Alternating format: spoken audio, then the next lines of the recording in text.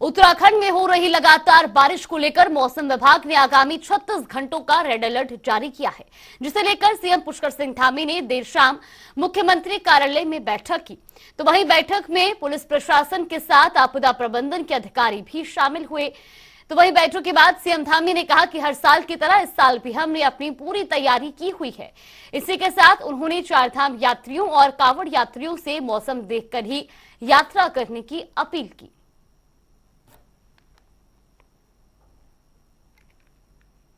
जिस प्रकार से बरसात हो रही है, अतिवृष्टि हो रही है, कहीं जल भराव हो गया है, कई जगह पर हमारा मार्ग पूरे बह गए हैं, भूस्खलन भी हो रहा है, मार्ग अवरुद्ध हो गए हैं। तो उन सब के लिए सभी को जो संबंधित हमारे जितने भी विभाग हैं उन सभी को अलर्ट मोड पर रखा गया है। प्रयास किया जा रहा है कि अधिकतर मार्ग खोले जाएं। तीर्थ यात्री भी बहुत सारे आए हुए हैं, कुछ जगह पर दुर्घटनाएं भी हुई हैं कि सभी तीर्थ यात्रियों से भी बार बार यही अनुरोध किया जा रहा है कि जब तक मौसम खराब है, जब तक मौसम की ठीक प्रकार से स्थिति न पैदा हो जाए, तब तक जो है अपनी यात्रा रोक दें। मूसलाधार बारिश के चलते हरिद्वार में बाढ़ जैसे हालात हो गए हैं, जिसकी वजह से शहरियों को काफी दिक्कतों का सामना करना पड़ रहा है। शहर में जल भराव की वजह से कई गाड़ियां तक पानी में फंस गई हैं।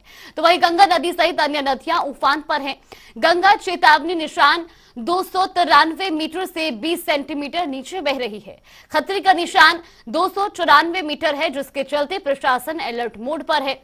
तटवर्ती इलाकों पर निगरानी रखी जा रही है। मूसलाधार जगहों से जगह जगह जहां जल भराव हो गया है।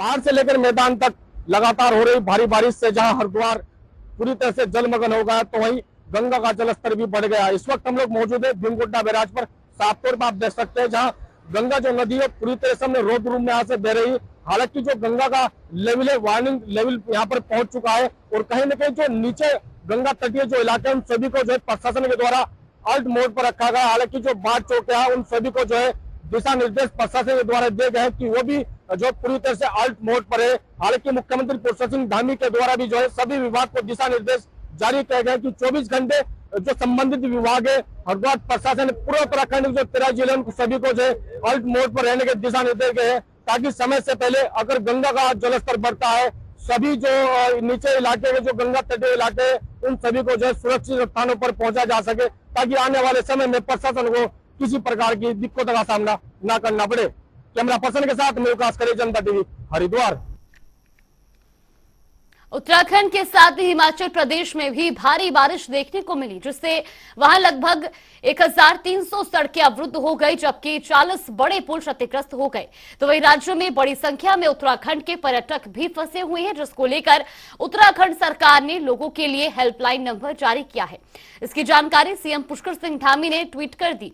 इसके साथ ही सीएम धामी ने लोगों को अनावश्यक यात्रा से बचने की सलाह भी दी। उन्होंने अपने ट्वीट में भी लिखा कि प्रदेश के जितने भी नागरिक हिमाचल प्रदेश में फंसे हुए हैं उनके लिए राहत नंबर जारी किए हैं। किसी भी मदद हेतु निम्न नंबरों पर संपर्क कर सकते हैं।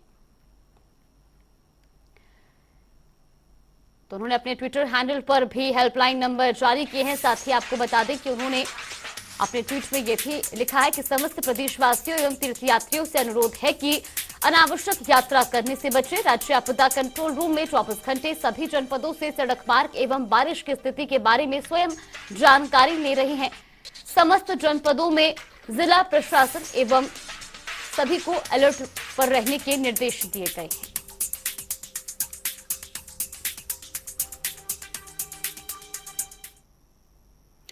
उत्तराखंड में पिछले 4 दिनों से लगातार हो रही भारी बारिश के चलते रतमऊ नदी पूरे उफान पर पहुंच गई है, जिसके चलते आसपास के लगभग दर्जन भर गांव में पानी भर गया है। साथ ही साथ किसानों की फसलें भी पूरी तरह से नष्ट हो चुकी हैं।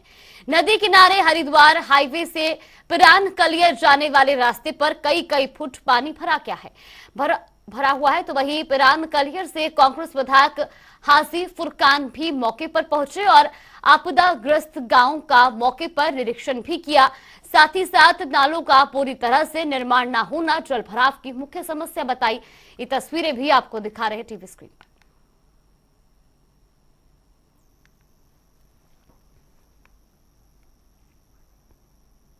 उसमें जो हमने नाला बनवाया था वो आगे किसने बनने नहीं दिया, क्योंकि हमारा जो पैसा था वो भी लैप्स हुआ, क्योंकि हमने लगभग 60 लाख का करीब का हमने नाला मंजूर कराया था, जिससे पूरे बस्ती का पानी सारा नदी में जाता। तो कुछ लोगों ने अपने स्वार्थ के लिए वो आगे बढ़ने नहीं दिया।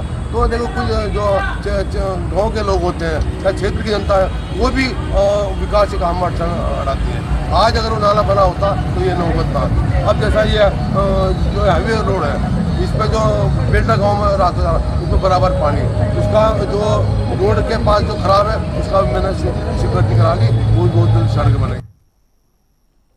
उत्तराखंड में लगातार बारिश जारी है तो वही उत्तरकाशी के गंगोत्री राष्ट्रीय राजमार्ग पर खीर गंगा के उफान के कारण गंगोत्री में करीब 3000 कांवड़ यात्री फंस गए, जिन्हें कड़ी मशक्कत के बाद निकाला गया। वहीं आपको बता दें कि खीर गंगा का जलस्तर अभी भी सामान्य से ज्यादा है। इस स्थान पर बड़े वाहनों की आवाजाही तो जारी है, लेकिन दोपहिया वाहनों का संचालन पूरी तरह से बंद किया गया है।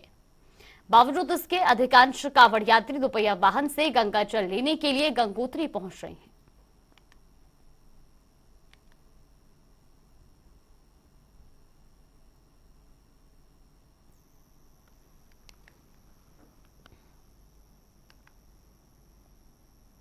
उत्तराखंड विधानसभा के देहरादून स्थित भवन परिसर में बनी नवनिर्मित पुस्तकालय एवं विधानसभा के नवीन वेबसाइट का उद्घाटन आज सूबे के राज्यपाल लेफ्टिनेंट जनरल गुरमीत सिंह, मुख्यमंत्री पुष्कर सिंह धामी और अध्यक्ष विधान ऋतु खंडूरी ने किया। वहीं आपको बता दें कि राज्यपाल गुरमीत सिंह ने कहा कि किताबें हमेशा ज्ञान का भंडार होती है।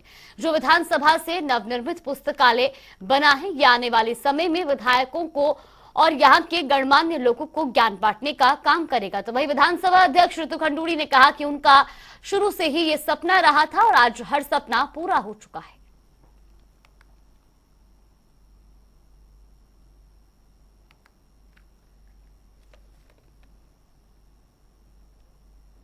बहुत सौभाग्य और प्रसन्नता का दिन है कि आज विधानसभा के अंदर में नवनिर्मित पुस्तकालय का शुभारंभ किया गया है।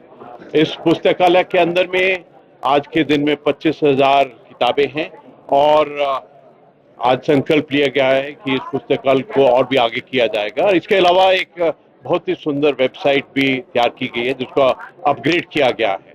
मुझे ऐसा लगता है कि माँ सरस्वती की आस्था और विधानसभा तो खुद ही लोकतंत्र का मंदिर है, उसके अंदर में माँ सरस्वती का मंदिर बनाना, एक पुस्तकालय बनाना, ये आने वाले समय के ऊपर में रिसर्च और शोध और अध्ययन और पाठन के लिए बहुत ही मददगार रहेगा। देखिए, आज मुझे बहुत खुशी है। मैं लगभग जब से विधानसभा अध्यक्ष बनी हूँ, मेरे दिमाग में था कि मुझे एक अच्छी लाइब्रेरी यहाँ पर शुरू करनी है। आप सब जानते हैं किताबों का महत्व कितना अधिक है हम लोगों के जीवन में। नॉलेज देने के अलावा कहीं ना कहीं हम लोग का चरित्र का निर्माण भी इनके माध्यम से होता है। क्या देश में, दुनिया में क्या हो रहा है वो भी किताबों के माध्यम से होता है। बात सही है कि डिजिटल का जमाना है, लेकिन अपने बच्चों को अभी भी हमें किताबों की तरफ ले जाना चाहिए, पढ़ने की आदत दिलानी चाहिए, क्योंकि जो बच्चा एक बार पढ़ लेता है वो कभी भूल नहीं सकता है। राजधानी देहरादून में राष्ट्रीय स्वास्थ्य चिंतन शिविर का आयोजन किया जा रहा है। आगामी 14 और 15 जुलाई को central council of health and family welfare की 15वीं वर्ष बैठक एवं स्वास्थ्य चिंतन शिविर में कई महत्वपूर्ण बिंदुओं पर मंथन किया जाएगा। इस दौरान स्वास्थ्य मंत्री धन सिंह रावत ने बताया कि यह पहला मौका है जब उत्तराखंड में राष्ट्रीय स्तर पर कार्यक्रम आयोजित किया जा रहा है। साथ ही उन्होंने कहा कि उत्तराखंड के सेक्टर के क्षमता विकास एवं स्वास्थ्य संबंधी आवश्यकताओं को सशक्त रूप से प्रस्तुत किया जाएगा। निश्चित रूप से यह आयोजन राज्य के लिए एक मील का पत्थर साबित होगा।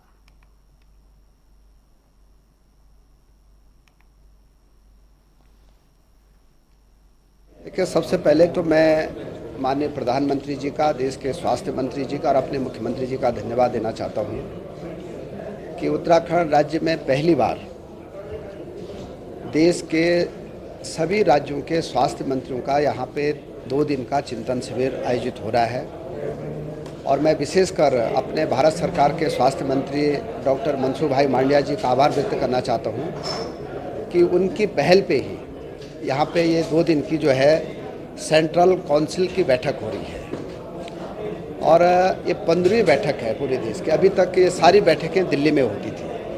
पहली बार जो है स्वास्थ्य मंत्री जी के आग्रह पे हम इस बैठक को यहाँ करने जा रहे हैं। कल 4 बजे देश के स्वास्थ्य मंत्री और हमारे मुख्यमंत्री दून मेडिकल कॉलेज में कैथ लैब का उद्घाटन करेंगे और कल ही अधिकांश देश के जो हमारे प्रदेशों के स्वास्थ्य मंत्री वो यहाँ पहुँच जाएंगे।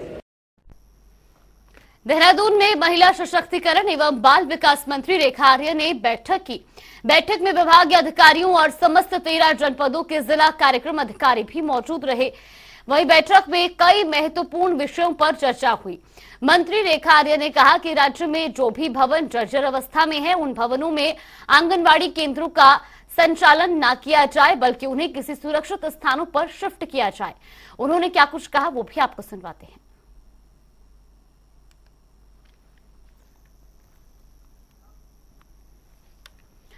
हल्द्वानी के कांग्रेस कार्यालय स्वराज आश्रम में कार्यकर्ताओं ने 1 दिवसीय मौन सत्याग्रह किया। कांग्रेस महानगर अध्यक्ष गोविंद बिष्ट ने कहा कि जिस तरह कांग्रेस के पूर्व राष्ट्रीय अध्यक्ष राहुल गांधी के ऊपर केंद्र सरकार विभिन्न प्रकार से राजनीतिक षड्यंत्र का शिकार बनाए जाने की साजिश कर रही है, उसके खिलाफ सभी कांग्रेसी मौन सत्याग्रह पर है। गोविंद बिष्ट ने कहा कि राहुल गांधी के सच उजागर करने से केंद्र सरकार उनसे डर गई है और उनको बेवजह फंसाया जा रहा है, जिसका कांग्रेस पूरे देश में मुंहतोड़ जवाब दे रही है। मौन सत्याग्रह किया गया जिसमें सैकड़ों कांग्रेसी कार्यकर्ता भी मौजूद रहे और ये तस्वीरें भी आपको दिखा रहे हैं हल्द्वानी की।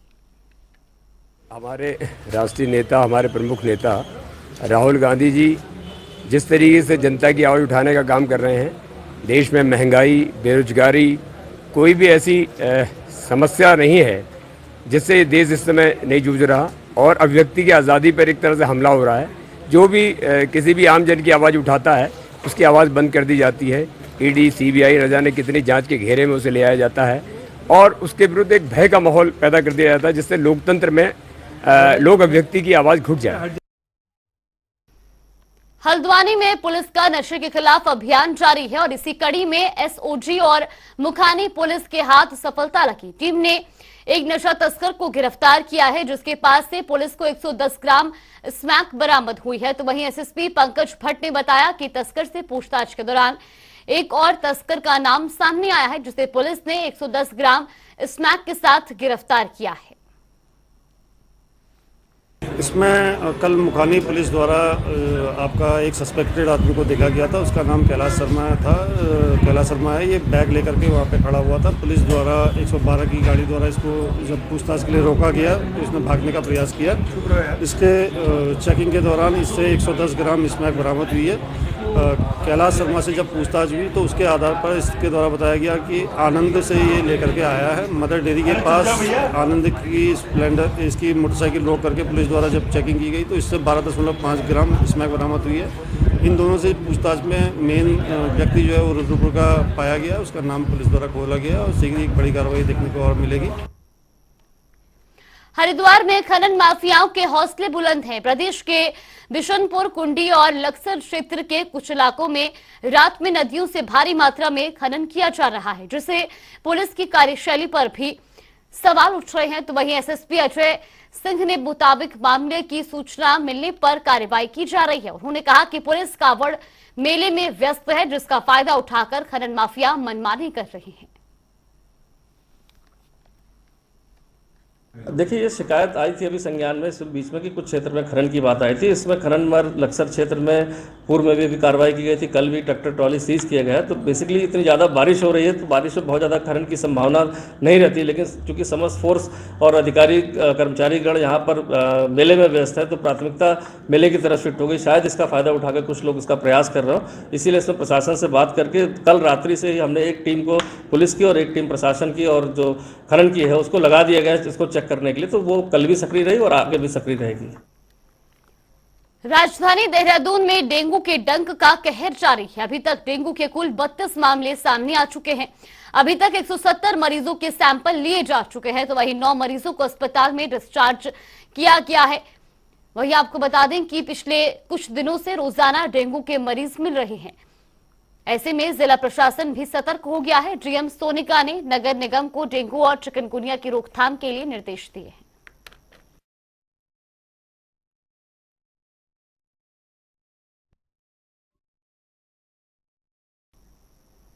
और रुक करेंगे 2 मिनट में 10 खबरों का। देहरादून में बीजेपी की अहम बैठक, महेंद्र भट्ट ने की बैठक की अध्यक्षता। बैठक में सीएम धामी समेत कई मंत्री मौजूद। प्रदेश में बरसात का तांडव जारी, यमुना नदी के बीच में बने टापू में फंसे 7 लोग, एसडीआरएफ रेस्क्यू कर बचाई गई जान। हरिद्वार में दिखा जल का तांडव, भारी बारिश से लोगों को हो रही परेशानी, घरों और दुकानों में भरा पानी। उत्तरकाशी में भारी बारिश जारी, खतरे के निशान से ऊपर गंगा का जलस्तर, प्रशासन ने गंगोत्री धाम जाने पर लगाई रोक।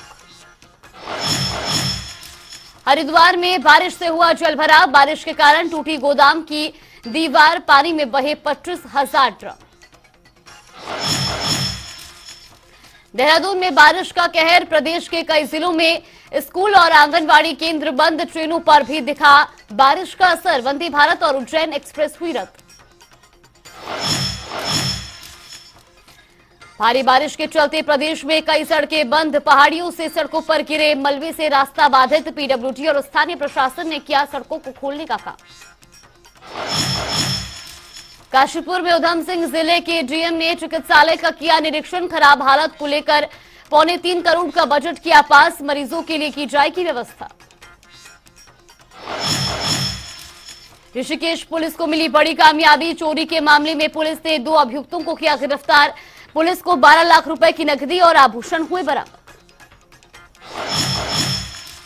रुद्रपुर में फरार आरोपी को पुलिस ने किया गिरफ्तार, आरोपी ने उप निरीक्षक को बाइक से मारी थी टक्कर, मामले में एक आरोपी पहले ही हो चुका है गिरफ्तार। चलिए देवभूमि की खबरों में फिलहाल के लिए बस इतना ही, आप रुकते हैं छोटे से ब्रेक के लिए।